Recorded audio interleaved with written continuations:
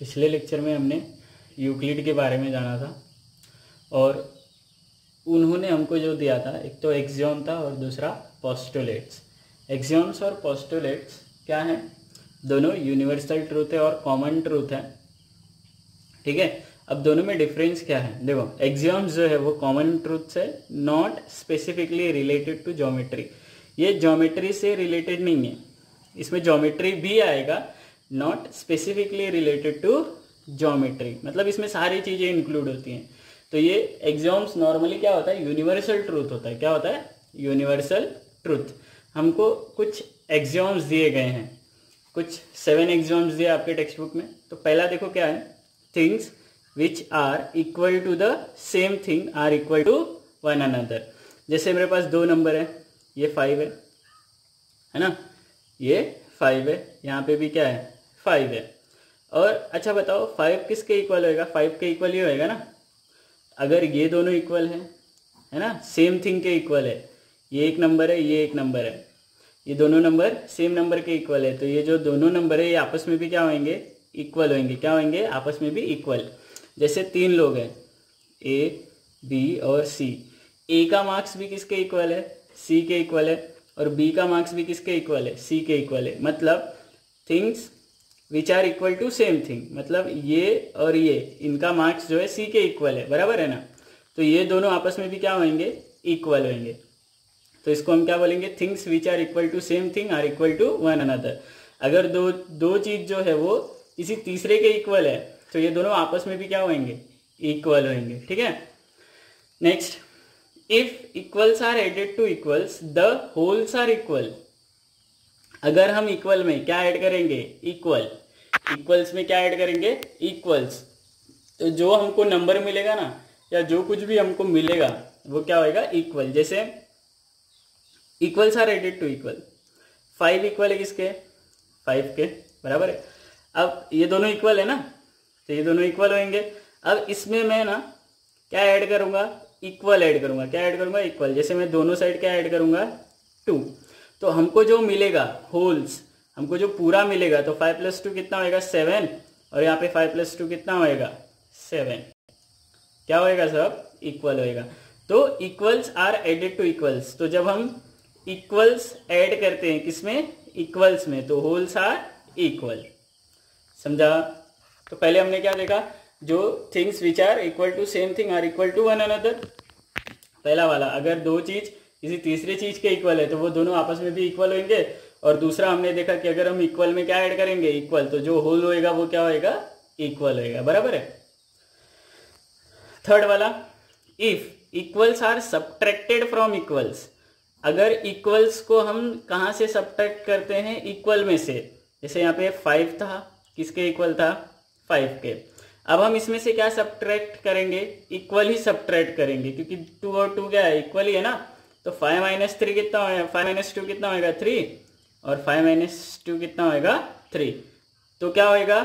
Reminders are equal. तो जो बचेगा वो भी क्या होएगा? इक्वल।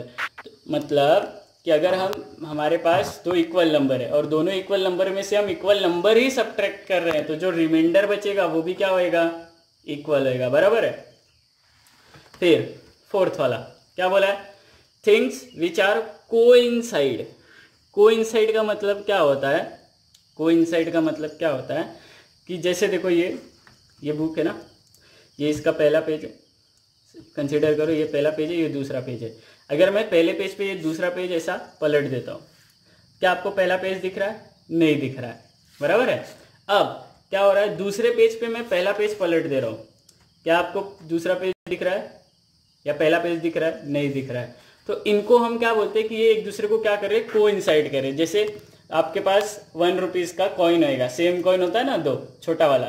तो 1 रुपीज का कॉइन अगर आप एक के ऊपर दूसरा रखे होगे तो क्या होएगा? आपको दूसरा वाला नहीं दिखेगा या पहला वाला नहीं दिखेगा। तो ऐसे ही अगर आप इंटरचेंज करोगे ना तो वो एक दूसरे को नहीं दिखेंगे। तो इसको हम क्या बोलते हैं? कोइंसाइड करना। क्या बोलते हैं हम इसको? कोइंसाइड करना। तो अगर things which coincide with one another, तो वो चीजें जो एक दूसरे को कोइंसाइड करती है वो क्या होती हैं? इक्वल होती हैं। वो क्या होती हैं? इक्वल होती हैं, बराबर है।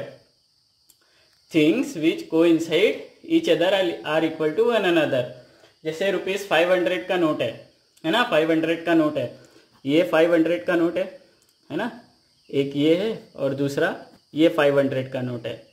ये दोनों को आप एक दूसरे के ऊपर रखो, ये पहला वाला ये दूसरा वाला। जब आप पहले वाले को दूसरे के ऊपर रखोगे ना तो आपको दूसरा वाला नहीं दिखेगा, और आप जब दूसरे वाले को पहले वाले के ऊपर रखोगे तो आपको पहला वाला नहीं दिखेगा। तो इसको हम क्या बोलेंगे कि ये कोइंसाइड कर रहे हैं। अगर ये दो चीज या दो ऑब्जेक्ट कुछ भी है एक दूसरे को कोइंसाइड करते हैं ना तो वो हमेशा क्या होते हैं, इक्वल होते हैं। वो हमेशा क्या होते हैं, इक्वल। किसके, एक दूसरे के। तो things which coincide one another are equal to one another, बराबर है। फिफ्थ वाला, the whole is greater than the part. Whole is greater than part. जैसे इंडिया है, इंडिया, इसमें क्या आता है आपका, गुजरात आता है ना, इंडिया में गुजरात आता है। अब ये जो गुजरात है वो इंडिया का पार्ट है ना, ये जो गुजरात है वो इंडिया का पार्ट है। अच्छा बताओ कि ये जो होल है, होल ये क्या है, इंडिया है। तो इंडिया हमेशा गुजरात से बड़ा होएगा ना, इंडिया हमेशा गुजरात से क्या होएगा, बड़ा होएगा। तो ये the whole is greater than part, ये इसको हम क्या बोलते हैं, यूनिवर्सल ट्रूथ भी बोलते हैं। क्या बोलते हैं, यूनिवर्सल ट्रूथ, बराबर है। हमेशा देखो, हमेशा जो पूरा होएगा ना वो उसके एक टुकड़े से या एक पार्ट से क्या होएगा, हमेशा बड़ा होता है। ठीक, चलो सिक्स्थ वाला क्या बोला है, things which are double of the same thing are equal to one another. जैसे मेरे पास यहाँ पे क्या है, नंबर 2। अब दो चीजें मेरे पास, दोनों ये 2 का क्या है, डबल है। तो 2 का डबल कितना होता है, 4। अब ये दोनों 4 है तो दोनों क्या होंगे, एक दूसरे के इक्वल। तो things which are double of same thing. अब ये 4 4 जो है ये 2 का सेम, 2 का ही डबल है ना दोनों, तो ये दोनों आपस में क्या होंगे, इक्वल। तो things which are double of same thing are equal to one another. Next क्या है देखो, 7th वाला, things which are halfs of, halfs मतलब हाफ, क्या, हाफ्स मतलब half. Things which are halfs of same thing are equal to one another. जैसे ये कितना है आपके पास, 4 है ना, ये दो चीजें आपके पास, ये 2 है और ये 2 है। अब ये जो 2 और 2 है ये किसका हाफ है, 4 का हाफ है ना। 2 और 2 किसका हाफ है, 4 का हाफ है। तो ये 2 और 2 दोनों आपस में क्या होंगे, इक्वल होंगे। समझा, चलो एक बार रिवाइज करते हैं।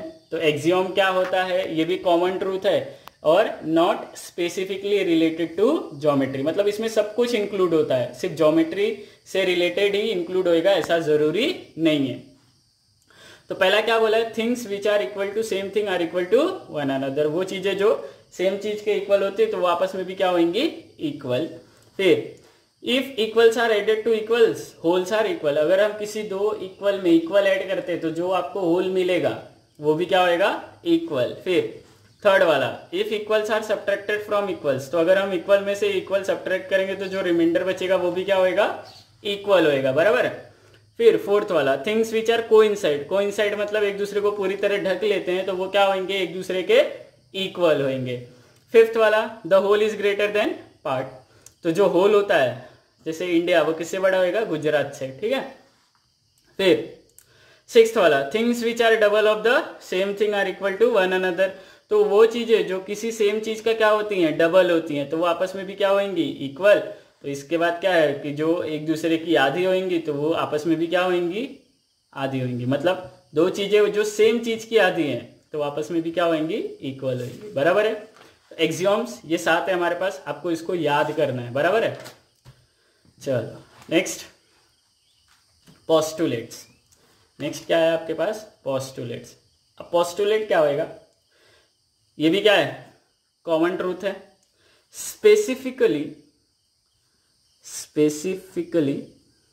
क्या, रिलेटेड टू ज्योमेट्री। किससे रिलेटेड होंगे ये, हमेशा ज्योमेट्री से। तो जो ये पोस्टुलेट्स है ये किससे रिलेटेड होएगा, ज्योमेट्री से, बराबर है ना। एक्सियोम्स क्या थे, वो किसी से भी रिलेटेड हो सकते थे, लेकिन जो आपके पोस्टुलेट्स है ये किससे रिलेटेड होंगे, सिर्फ ज्योमेट्री से। समझ में आया। चल फर्स्ट क्या है, फर्स्ट पोस्टुलेट। आपको यहाँ पे 5 पोस्टुलेट दिए। ये पोस्टुलेट्स और एक्सियोम्स किसने दिया आपको, यूक्लिड ने। तो देखो, अ straight line may be drawn from any one point two any other point. जिससे मेरे पास 2 पॉइंट है, ये 2 पॉइंट से मैं एक स्ट्रेट लाइन ड्रॉ कर सकता हूँ। ये 2 पॉइंट से मैं एक स्ट्रेट लाइन ड्रॉ कर सकता हूँ। तो ये आपका क्या है, पहला postulates. A straight line may be drawn, अगर हम चाहें तो भी ड्रॉ करेंगे ना, may be drawn from any one point two any other point. तो ये आपका पहला पोस्टुलेट है।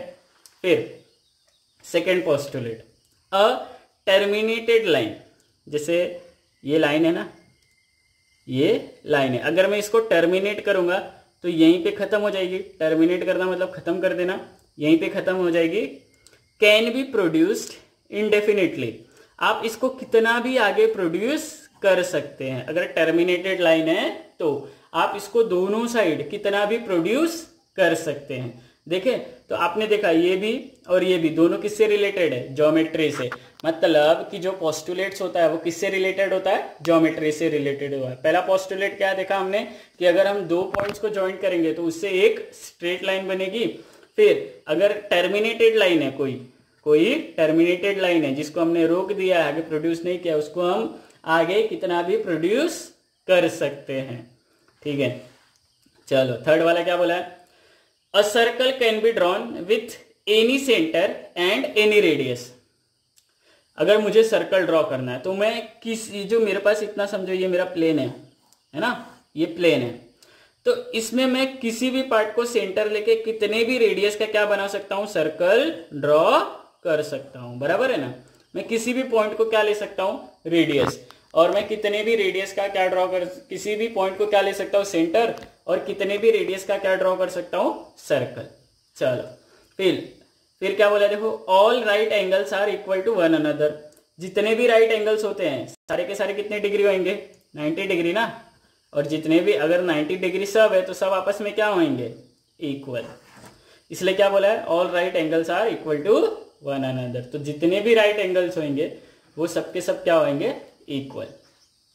अब इसको ध्यान से देखना, क्या है पोस्टुलेट नंबर 5, ध्यान से। If a straight line falling on 2 straight lines, देखो ध्यान से देखना, ये दोनों स्ट्रेट लाइन है, हाँ बोलो, ठीक है। अब ये 2 स्ट्रेट लाइन पे LM एक लाइन गिर रही है ना, बोला है ना, फॉलिंग, एक स्ट्रेट लाइन गिर रही है। Makes the interior angles on the same side of it. Interior angle मतलब अंदर होएगा ना, लाइंस के अंदर, on the same side of it, taken together less than 2 right angles. मतलब ये जो 2 एंगल है, समझो ये एंगल A है, एंगल B, ये दोनों एंगल का सम टेकन टुगेदर बोला है ना, क्या है, less than 2 right angles. 2 right angles, एक राइट एंगल कितना होता है, 90 डिग्री, तो 2 राइट एंगल कितना होएगा, 180 डिग्री। मतलब ये दोनों एंगल का सम कितना है, 180 डिग्री से कम है। Then the 2 straight lines if produced indefinitely, अगर हम इनको आगे प्रोड्यूस करेंगे, ये 2 लाइन्स को आगे प्रोड्यूस करेंगे, तो meet on that side on which the sum of angle is less than 2 right angles. मतलब ये दोनों लाइंस को जब हम एक्सटेंड करेंगे, अगर ये 180 डिग्री से कम है इन दोनों इंटीरियर एंगल का सम, तो ये आगे जाके एक दूसरे को इंटरसेक्ट करेंगे। कुछ समझा सर, नहीं समझा, वापस देखो, ये एक स्ट्रेट लाइन है, ये एक स्ट्रेट लाइन है, बराबर है, इस पे एक स्ट्रेट लाइन गिर रही है, ये M है, ये N है, ये L है, बराबर है। सेम साइड पे इंटीरियर एंगल, तो A और B क्या हो गया, सेम साइड पे इंटीरियर एंगल हो गया, तो ये दोनों इंटीरियर एंगल का सम कितना है, 180 डिग्री से कम है, 180 डिग्री से कम है। जब हम इनको साथ में लेंगे तो ये 180 डिग्री से कम है। और अब क्या होगा पता है, जब हम ये, अगर ये दोनों एंगल का सम 180 डिग्री से कम है ना, तो ये दोनों लाइंस को जब हम आगे एक्सटेंड करेंगे ना, आगे एक्सटेंड करेंगे प्रोड्यूस्ड इंडेफिनिटली, तो ये आगे जाके एक दूसरे को क्या करेंगे पता है, इंटरसेक्ट करेंगे। देखो यहाँ पे लिखा है ना, मीट ऑन दैट साइड, क्या बोला है, ये आगे जाके एक दूसरे को मीट करेंगे। तो ये आपका क्या है, पोस्टुलेट नंबर 5, ये आपका है पोस्टुलेट नंबर 5। चलो वापस से पूरा रिवाइज करते हैं। एक्सियोम्स, कॉमन ट्रूथ्स है जो कि not specifically related to geometry है, जो कि ज्योमेट्री से रिलेटेड नहीं है। मतलब ज्योमेट्री से रिलेटेड हो सकता है लेकिन not specifically related to geometry है। तो पहला क्या बोला है, things which are equal to same thing, are equal to one another, तो वो चीजें जो एक दूसरे के इक्वल है, तो वो मतलब वो चीजें जो सेम चीज के इक्वल है, जैसे मैंने मार्क्स बताया था, ए का मार्क्स सी के इक्वल है और बी का मार्क्स भी सी के इक्वल है, तो ए और बी का मार्क्स भी क्या होएगा, इक्वल। फिर second, if equals are added to equals तो द होल्स आर इक्वल्स, तो अगर हम किसी इक्वल नंबर में इक्वल नंबर ऐड करते हैं तो जो हमको आंसर मिलेगा वो भी क्या होएगा, इक्वल, बराबर है। फिर if equals are subtracted from equals the remainders are equals, तो अगर हम इक्वल में से इक्वल नंबर सब्ट्रैक्ट करेंगे तो हमको जो आंसर मिलेगा, मतलब रिमाइंडर मिलेगा, जो बचा हुआ पार्ट मिलेगा, वो भी क्या होएगा, इक्वल। फोर्थ वाला, things which coincide each other. Coincide करना मतलब क्या हो गया, 500 का नोट, इसके ऊपर इसको रखो तो ये नहीं दिखेगा, और इसके ऊपर इसको रखोगे तो ये नहीं दिखेगा, तो इसको हम बोलते हैं कोइंसाइड। अगर दो ऑब्जेक्ट या दो चीजें आपके पास जो भी है वो एक दूसरे को कोइंसाइड कर रहे हैं, आप अपने हाथों की हथेलियों को भी देख के कर सकते हो। आप जब अपनी एक हाथ की हथेली को दूसरे हाथ पे रखोगे ना, तो वो एक दूसरे को क्या करेंगे, कोइंसाइड करेंगे, बराबर है। तो वो जब कोइंसाइड करेंगे मतलब दोनों क्या है, एक दूसरे के इक्वल है, बराबर है ना। चलो, तो the whole is greater than the part, ये हमको पता है कि जो बड़ा होएगा, जो पूरा है, वो पार्ट से, किसी टुकड़े से तो क्या होएगा, ज्यादा ही होएगा। फिर things which are double of the same thing are equal to one another, तो वो चीजें जो सेम चीज की क्या है, डबल है, तो वो आपस में भी क्या होंगे, इक्वल। और वो चीजें जो किसी से सेम चीज की आधी है, तो वो आपस में क्या होंगी, इक्वल। इसके बाद हमने क्या देखा, पोस्टुलेट्स। पोस्टुलेट्स में हमने क्या देखा था, कॉमन ट्रूथ है, लेकिन स्पेसिफिकली किससे रिलेटेड है, ज्योमेट्री से। स्पेसिफिकली किससे रिलेटेड है, ज्योमेट्री से, बराबर है ना। तो इसको हम क्या बोलेंगे, पोस्टुलेट्स। पहला पोस्टुलेट क्या बोला है कि किसी भी दो पॉइंट से अगर हम उसको ज्वाइन करेंगे तो हम क्या बना सकते हैं, एक स्ट्रेट लाइन। फिर और अगर हमने किसी लाइन को टर्मिनेट कर दिया है, टर्मिनेट किया है मतलब रोक दिया है, तो उसको हम आगे कितना भी प्रोड्यूस कर सकते हैं। फिर थर्ड वाला क्या था कि हम कोई, अगर हमको कोई सर्कल ड्रॉ करना है तो हम किसी भी पॉइंट पे, जैसे ये प्लेन है मेरे पास, ये प्लेन है, तो इस पे मैं कहीं भी सेंटर लेके कितने भी रेडियस का सर्कल ड्रॉ कर सकता हूं। फिर फोर्थ वाला क्या बोला है कि जितने भी राइट एंगल्स होंगे सारे के सारे क्या होंगे, एक दूसरे के इक्वल। राइट एंगल हमेशा कितने डिग्री का होगा, 90 डिग्री का। तो आप राइट एंगल यहां बनाओ, आप राइट एंगल यहां बनाओ, राइट एंगल यहां बनाओ, तो जितने भी राइट एंगल्स होंगे वो कितने डिग्री के होंगे, सारे राइट एंगल 90 डिग्री के ही होते हैं ना, तो वो सारे आपस में क्या होंगे, इक्वल।